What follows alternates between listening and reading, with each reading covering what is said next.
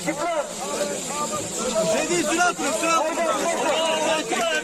Allahu Ekber. Allahu Ekber.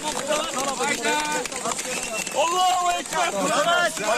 Düşürmeyin, düşürmeyin. Düşürmeyin.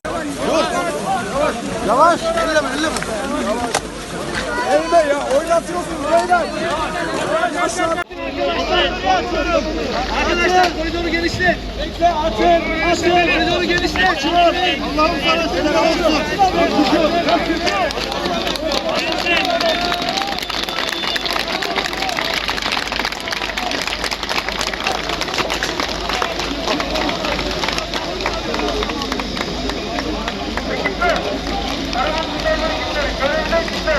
Sakin, tamam, sakin. Tamam.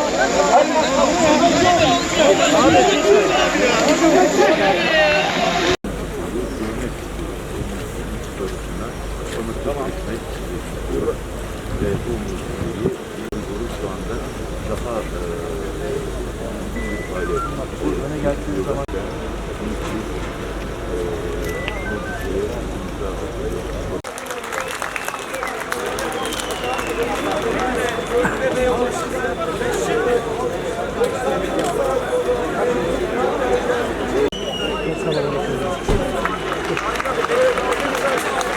Birazdan bakın direkt kendine doğru çekeceğim. Abi baksana şu ya.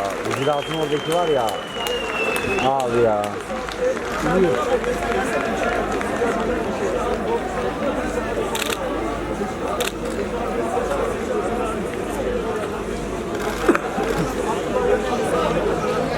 Al tutun.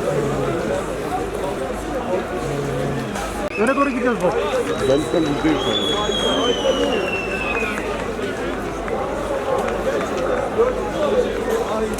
Ozanlar oradan geçemedi mi? Abi kamyonun biri oraya geçti bak bak. Bak bak. Oradan olmaz diyor.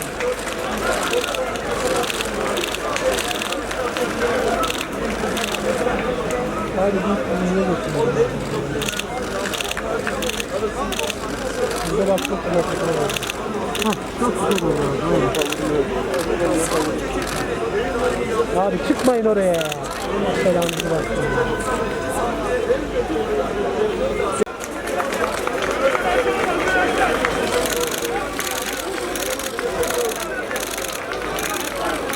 Ama ne dedim abi? Ambulansa fotoğraf oldu. Demedim mi? En güzel yerde durduk abi.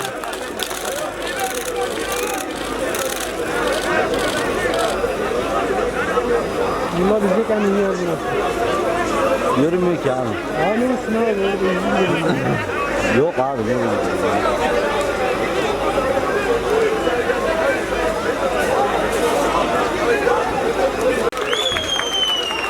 Anasını siktiler ya. Ben fotoğrafını uzanlar. Ben sana öyle söyleyeyim. Niye? Nerede? Şuradan. Yukarıda. Ha oradan. Oradan. Ha bak. Hadi bir kumara hemen yapayım. Bir dakika.